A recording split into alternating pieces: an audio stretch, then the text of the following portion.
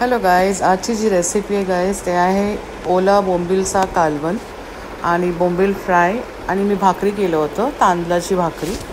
So आता मी बोंबील आणली आहे गाईज. 200 रुपयाची बोंबील घेतली आहे. इतकी बारीक पातळ बोंबील भेटली मला आणि ते स्वच्छ करून घेत आहे मी. त्यातले अर्धे फ्राय करणार आहे आणि अर्धं मी ग्रेव्हीमध्ये ॲड करणार आहे.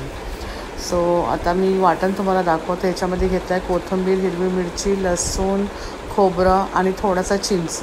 त्याच्यामध्ये मसाले ॲड करायचे. जिरं, मालवणी मसाला 1 चमचा, 1/4 टीस्पून मी घेतले हळदी पावडर म्हणजे टर्मरिक.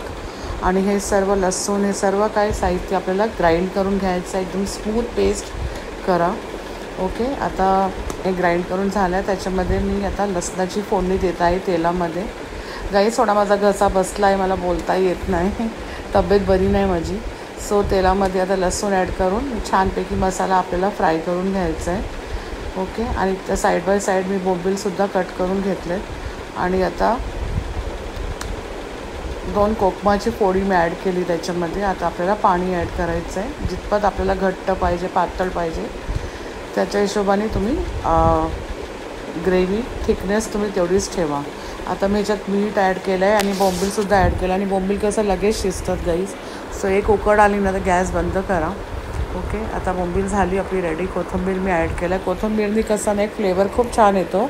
आणि जेव्हा पण तुम्ही वाटण करणार त्याच्यामध्ये कोथिंबीरचं प्रमाण जास्त घ्या, कारण हे बोंबलाची कढी मेन ना हिरव्या वाटणमध्येच छान लागते. सो आता मी फ्राय करायला घेणार आहे बोंबील.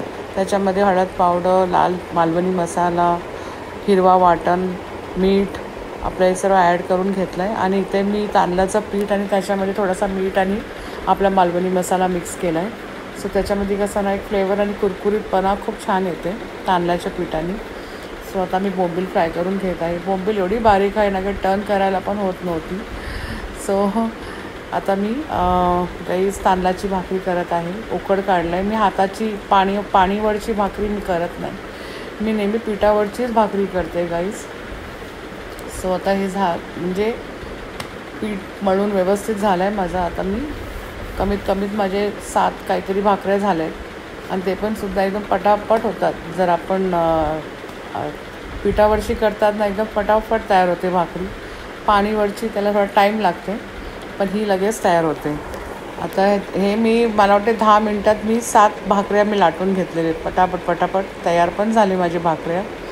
सो तुम्ही पण नक्की हातावरची भाकरी ट्राय करून बघा गाईस. ओके, आता ही पहा माझी एकदम गोल भाकरी येते. छानपैकी शेकून घ्यायचं.